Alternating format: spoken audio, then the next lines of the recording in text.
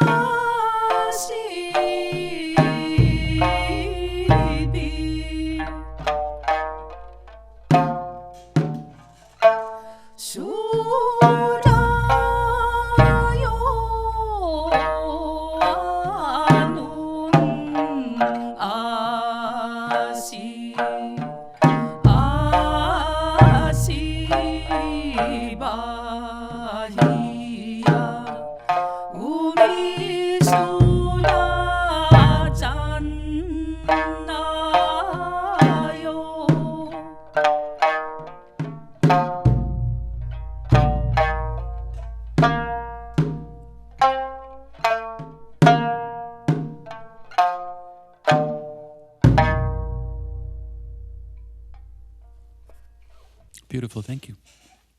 Mako and Munjuru, based in Seattle, originally from Hawaii and Okinawa. Yes. And that song is called Unna-Haichikuten-Guin. Yes. Did I pronounce that okay? Yes. All right. What is it about? It's actually a medley of classical songs, and it's a part of court music. It's from back in when Okinawa was its own kingdom. The first song was a little bit of a controversial for going against the government, saying like, you know, you can't put up a sign, no loitering here, because we're going to do what you want, what we want. Nice. And then the second song was about the beauty of spring, the birds chirping, and flower blossoming. And then the last song, which is my favorite out of the whole entire repertoire of classical music, it's called Guin-bushi, and it's about since we were meant to be here together, that we're here and sharing the time and a space together as brothers and sisters. Oh, beautiful. So from punk rock to presence to poetry to more of a humanist perspective. When you guys play out, where would one find you in Seattle? Well, we've got a Facebook page. That's probably the best way to find us. Okay. We're just under Mako and Munjuru. And Munjuru is what? Munjuru is a straw hat that peasant girls wore that was given to her by her loved one to protect her from the beating sun of subtropical island weather, and then for him to be symbolizing it's her, or his way of protecting her wherever she goes. That's beautiful. We'd love to hear some more music, please. Sure.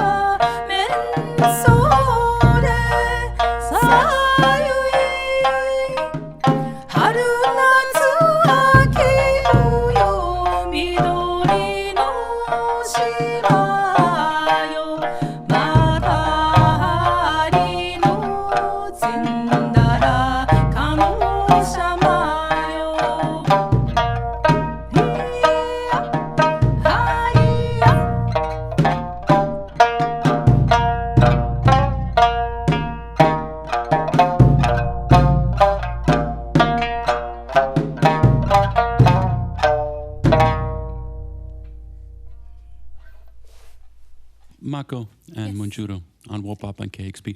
Tell me a little bit about the instrument, the sanshin. Sure. So what I have here is the sanshin. It's a three-stringed instrument. The body is made out of python skin. This one's a little fancier. It's albino. Hers is a little more of the traditional style, so you can see more of the pattern. It's actually the belly part of the python. It's just got a lot of really nice tones to it. I think my favorite part of showing this instrument is it's got 3 strings. The light note is the woman string. The low note is the man string. The middle one's just the middle one. And this is called the earth, or the chiga. And this is called the ten, the heavens. And this is the kuchi, which is the mouth. So everything between the heaven and the earth, man and woman use the mouth to tell stories about life. It's just, so we sing songs about love. We sing songs about playing on the beach, drinking the night away. There's moral teaching songs. So kind of a little bit of everything. Is it a pretty broad repertoire of music that you guys can tap? Yeah, I would say so. So we started with the older court music. The second song was more of a lighter-hearted What's it about? Peasant music. Asadoya Yunta is about... Originally, Asadoya Yunta was from one of the most southern part of Okinawa islands.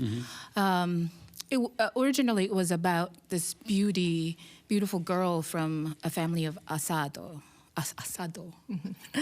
But this one, the rendition that we did, is spoken or sung in standard Japanese.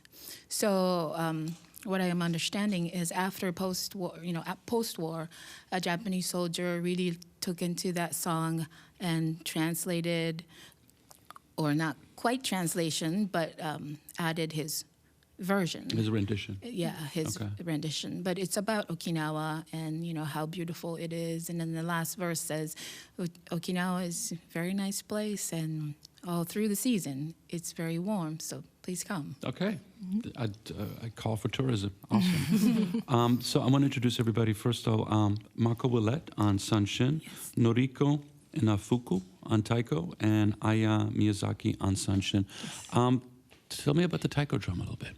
I'm not really good about the thing, but the story behind this taiko is that the Cherry Blossom Festival one year featured Okinawa, and there was a artist, or the person that made this came all the way from there, and he made this actually in Seattle, and my father bought it from him. I think the skin is made of cow. Yes, right. And then I don't know what this is made out of, but yeah. Okay. What got you into taiko?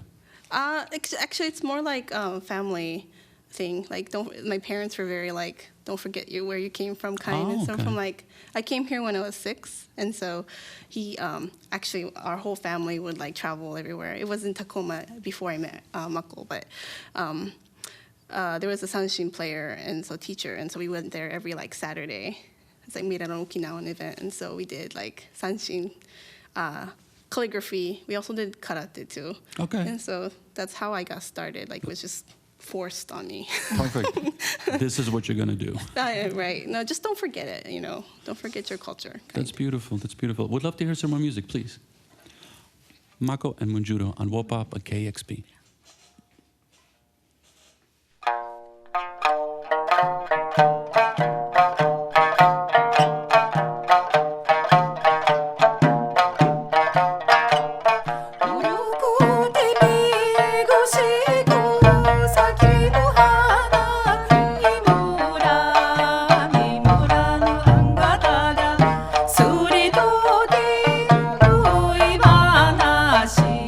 Ayamami kunai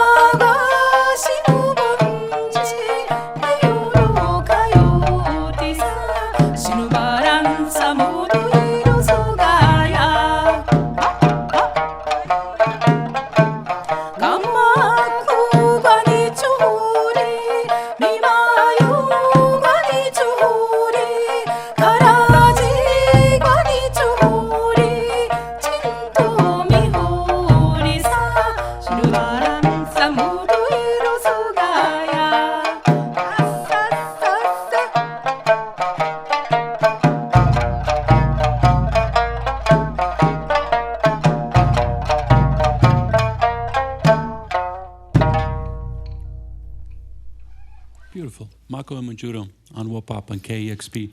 So we found out from Noriko that this is what she had no choice. This was going to be. You grow to love it later. I understand.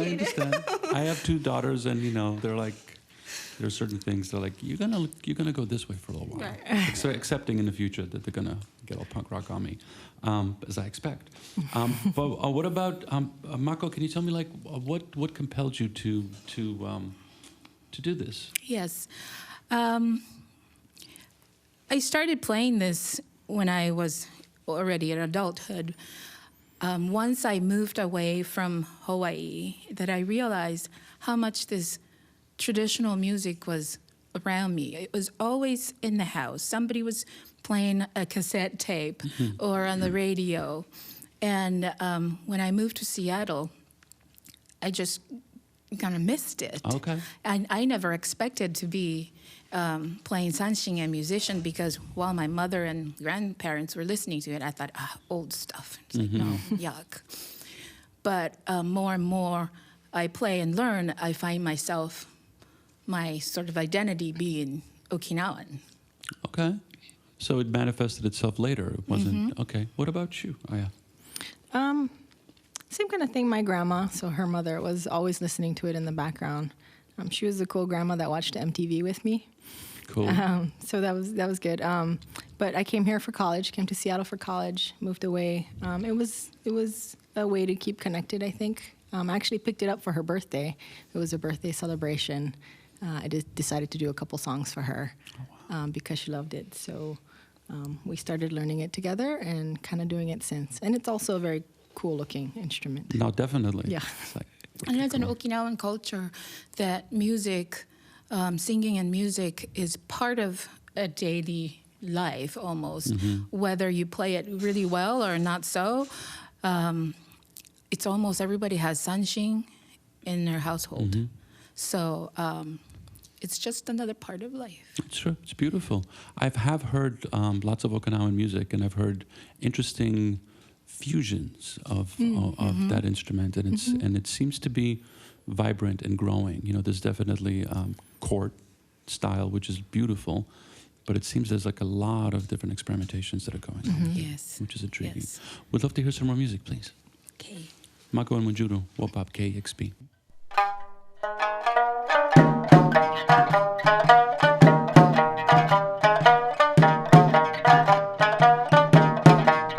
Uminu Chinbora ga sakana yaita tiba, hisanu sachi sachi abuna saya, shitaku no asas banari nari, sauchi no mannaka jisa jisa jisa.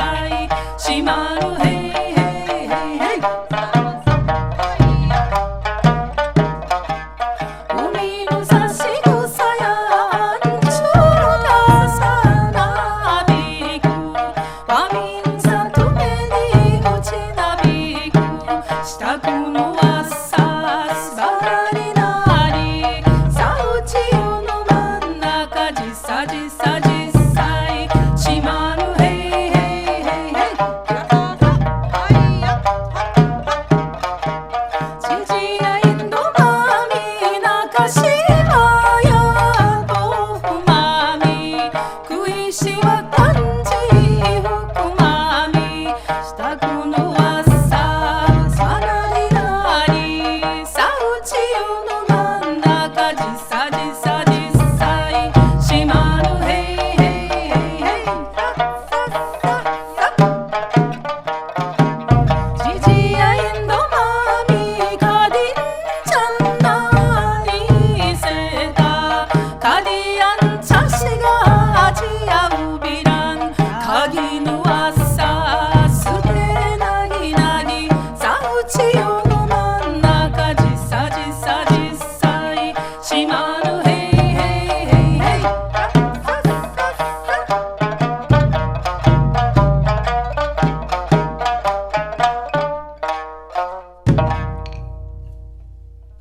That's beautiful.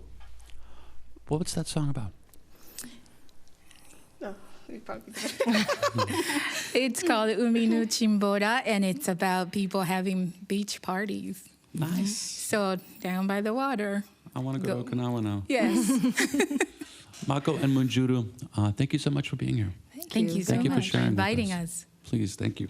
I want to thank Scott, Chrispy, and Justin, Kevin, of course, and Claire and Mary. This is Wopop KEXP 90.3, where the music matters.